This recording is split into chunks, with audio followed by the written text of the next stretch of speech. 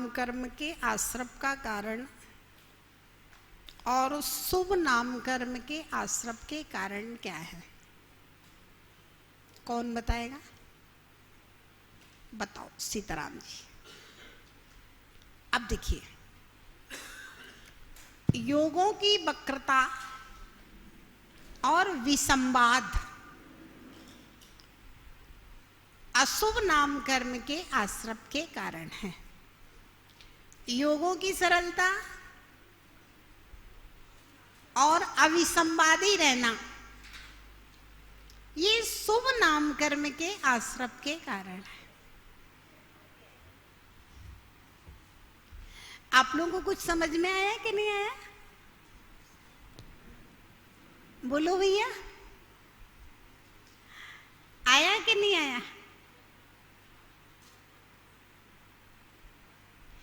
नाम कर्म से क्या काम होता है? बोलो क्या काम होता है? राजेश भैया, नाम कर्म से क्या काम होता है? शरीर की रचना। एक काम करो, आप लोगों ने कर्म सिद्धांत पूरा पढ़ लिया है, आज अंतिम पढ़ाना है, छठवां अध्याय पूरा करना है। कुछ चीजें याद कर लो। एक तो आपको 8 कर्मों के नाम याद होना चाहिए।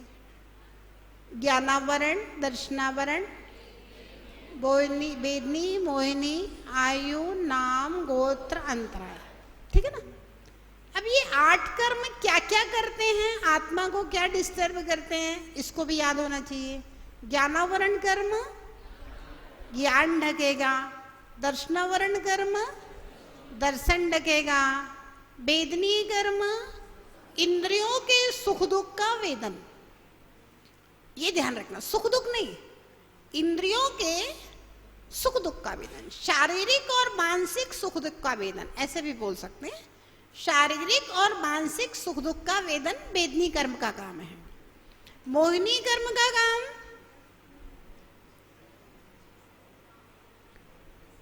कितना पढ़ाते पढ़ाते हो गया तुम लोगों को? मोहिनी कर्म सम्यक दर्शन नहीं होने देगा, सम्यक चारित्र नहीं होने देगा, आत्मा के स्वभाव में स्थिर नहीं होने देगा, मन को चंचल बनाने का काम जो है ये मोहिनी कर्म का काम।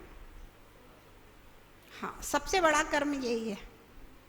सबसे बड़ा गुण ज्ञान गुण है और सबसे बड़ा कर्म मोहिनी कर्म है ना? मोहिनी कर्म। नाम कर्म क्या करता है? शरीर की रचना। आयु कर्म शरीर में रोक करके आत्मा को रखेगा। गोत्र कर्म है ऊंच नीच, छोटे बड़े का भेदभाव, ऊंच नीच, ये बड़ा ये छोटा। आत्माएं तो सबकी समान है, किसी की आत्मा में अंतर नहीं है, तो गोत्र कर्म। अंतराय कर्म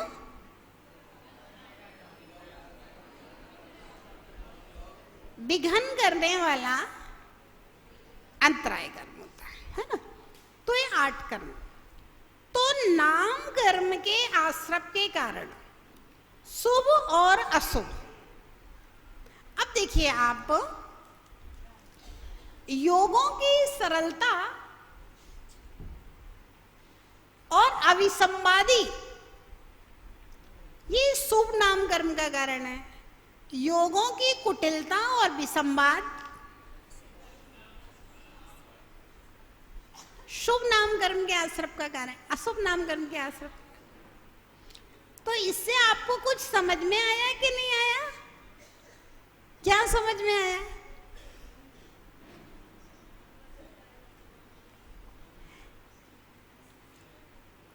मतलब शरीर की रचना जब नाम कर्म से होती है और शुभ शुभ प्रकृतियां मन वचन काया की सरलता से और अभिसंवाद से होती हैं, तो जो लोग सीधे साधे भोले भाले होते हैं वो अगले जन्मों में सुंदर समचतुर संस्थान को प्राप्त करेंगे। और जो लोग कुटिल होते हैं, मन वचन काया के, तो फिर वो लोग कुरूप होंगे। कैसे कुरूप होंगे? उधर कह दिया माया त्रैग्योनस्य, यहां कह दिया कि मन वचन काया की कुटिलता से कुरूप होएंगे। तो क्या कुरूप होएंगे? गधा बनेंगे, घोड़ा बनेंगे, भैंस बनेंगे, हाथी बनेंगे। समझ में आई ना आपको बात कि अशुभ नाम कर्म से कुरूपता प्राप्त होगी उनको, और मायाचारी से उधर त्रियंच में जा रहे हैं, इधर मन वचन काया की कुटिलता, वहां माया त्रैग्योनस्य सूत्र का है। तो जो लोग मन वचन काया की कुटिलता रखते हैं, ऐसे लोग त्रियंच योनियों में जाकर के आड़े बैड़े सुअर जैसे मुंह वाले कैसे कैसे पैदा होने वाले। और जो लोग मन वचन काया की सरलता रखते हैं, भले ही कोई उनको ठग ले, सीधे सच्चे लोग हैं, भले ही दूसरे लोग, दुनिया में सच्चे लोगों को तो ठगा जाता है, ठगों को कौन ठग सकता है?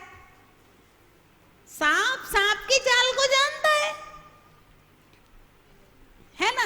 जो सीधे सच्चे लोग हैं उन्हें लोग ठगते हैं। व्यापार का मामला हो, चाहे परिवार का मामला हो, चाहे कुटुंब का मामला हो, चाहे समाज का मामला हो, देश का मामला हो, राष्ट्र का मामला हो, सीधा सच्चे आदमी को आदमी ठगता है। लेकिन जो सीधा सच्चा है वो समचतुरस्र संसार लेकर के देवों में पैदा होने वाला है, और ये कुटिल बुद्धि के हैं, ये तो नारकी बनने वाले हैं, ये सब त्रियंच बनने वाले हैं। ये बात यहाँ कही जा रही है, ये बात हम बता रहे थे। समझ में आई ना अब तो?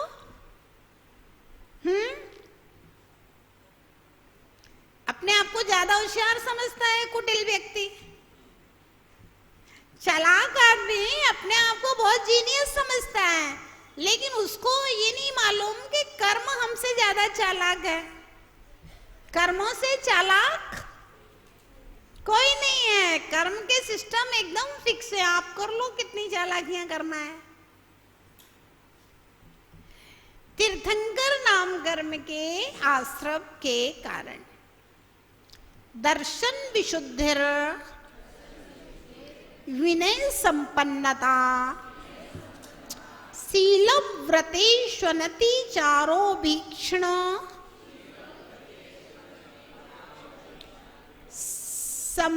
ज्ञानोपयोग, संवेगौ, शक्ति तस्त्याग, तपसी, साधु समाधिर, वैयावृत्यकरण, मर्हताचार्य, बहुश्रुत, प्रवचन भक्ति, रावस्य का परिहार्णिर,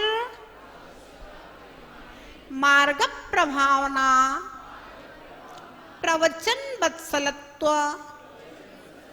मिति, तीर्थ करत्वस्य। पढ़िए।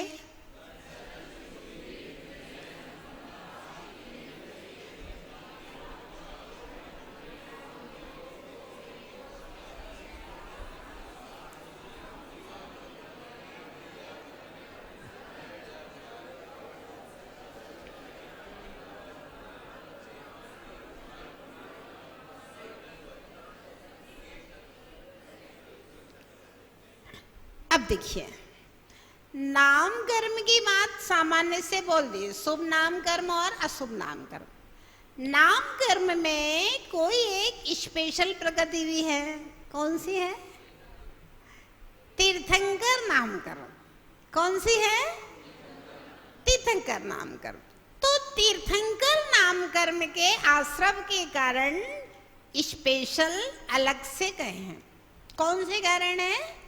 16 कारण भावना। आप लोग पूजा में पढ़ते हैं, दर्श विशुद्धि भावना भाए 16, तीर्थंकर पद पाए, परम गुरु हो जय जय नाथ परम गुरु।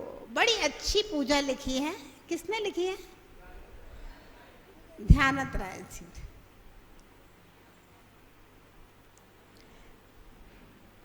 दर्शन विशुद्धि आदि 16 जो ये भावनाएं हैं, ये तीर्थंकर प्रकृति का कारण है, इसलिए इनको 16 कारण भावना नाम दिया गया। इनको भाने से तीर्थंकर बनता है। कौन बनता है भैया? कौन बनता है तीर्थंकर?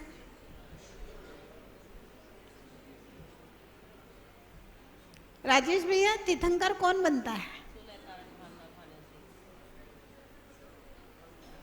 हम ये पूछ रहे हैं कि आखिर तीर्थंकर बनता कौन है? रितेश, कौन बनता है तीर्थंकर, बताओ। है जेके जैन साहब, तीर्थंकर कौन बनेगा? है, हमने ये नहीं कहा धर्म तीर्थ। हमारा प्रश्न ये है तीर्थंकर कौन बनता है?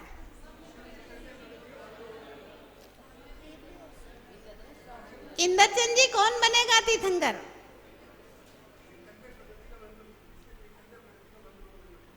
तो कौन करेगा तीर्थंकर प्रगति का बंद? है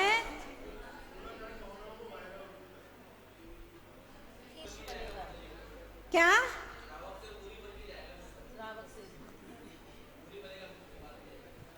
देखो, विशेषता है, नारकी जीव को तीर्थंकर प्रकृति का बंध नहीं होता। देवों को तीर्थंकर प्रकृति का बंध नहीं होता, चाहे सौधर्मेंद्री क्यों ना हो। हाँ, जितने चाहे भगवान के पंच कल्याणकों में रतन बरसा ले, चाहे समोसरण लगा दे, चाहे कुछ भी कर ले, सौधर्मेंद्र तीर्थंकर प्रकृति का बंध नहीं कर सकता। कोई भी देवता तीर्थंकर प्रकृति का बंध नहीं कर सकता, नियम है। ना कोई त्रियंच तीर्थंकर प्रकृति का बंध कर सकता है।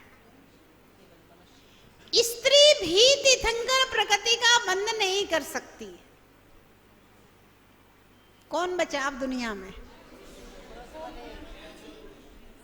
भोग भूमि के जीव भी तीर्थंकर प्रकृति का बंध नहीं कर सकते। अब कौन बचा? कर्म भूमि का मनुष्य, और वह भी पुरुष, तीर्थंकर प्रकृति का बंधक होता है।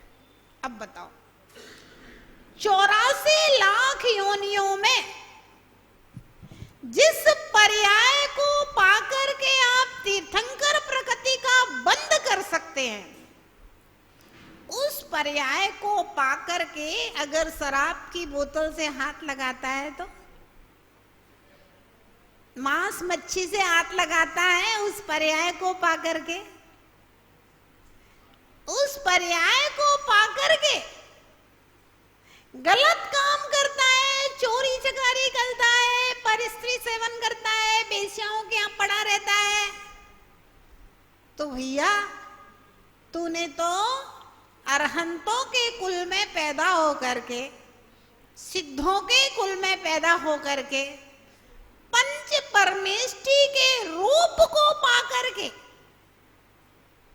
पंच परमेष्टि का जो रूप होता है वह एकमात्र कर्म भूमि के मनुष्य का शरीर जैसा रूप होता है, आकार प्रकार सब।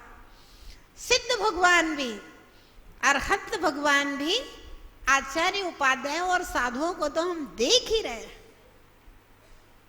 है ना। तो पंच परमेष्टि के रूप को प्राप्त करके, पंच परमेष्टि के कुल में पैदा होकर के, जो तीर्थंकर प्रकृति का बंध 84 लाख पर्यायों में मात्र एक पुरुष पर्याय में ही होता है। हाँ, यहां से प्राप्त करने के बाद में फिर देव बनता है, तो फिर आगे बंध चलता रहता है। फिर नारकी भी बन जाता है, तब भी आगे बंध चलता रहता है ना। मनुष्य बनेगा तब भी चलता रहेगा, वो बंध आगे बढ़ता रहता है, उसका अनुभाग वगैरह बढ़ता रहता है, वो अलग व्यवस्था है। लेकिन तीर्थंकर प्रकृति का बंधक जो होता है, एकमात्र पुरुष होता है। अविरत सम्यक दृष्टि भी हो सकता है, देशव्रति भी हो सकता है, और वो महाव्रती मुनिराज भी हो सकते हैं, इसमें कोई बाधा नहीं है। ग्रस्त भी हो सकता है। मतलब अगर केवली और श्रुत केवली का पादमूल मिल जाए तो आप लोगों में से कोई भी, सुरेश जी, जैन होना जरूरी नहीं है। सम्राट श्रेणिक बौद्ध धर्म को मानने वाले थे, है ना, लेकिन फिर उसके बाद में जब उन्होंने भगवान महावीर को माना तो फिर उन्होंने तीर्थंकर प्रगति का बंद कर लिया, आगे तीर्थंकर बनेंगे सम्राट श्रेणिक। जैन होना जरूरी नहीं है, पुरुष होना चाहिए कर्म भूमि का, वह दूसरे धर्म का भी जैनत्व को स्वीकार करके तीर्थंकर प्रगति का बंद उसी भव में से कर सकता है, कोई बाधा नहीं है उसमें। हाँ भैया, देव, क्योंकि देवों से मोक्ष नहीं है, देवों में तीर्थंकर प्रगति का बंध नहीं है। कोई देवता क्षणिक सम्यक दर्शन प्राप्त नहीं कर सकता। मतलब 148 प्रकृतियों में से एक भी प्रकृति का क्षय उपशम की बात नहीं कर रहा, क्षय, एक भी प्रकृति का क्षय पुरुष के अलावा, कर्म भूमि के मनुष्य के अलावा कोई नहीं कर सकता।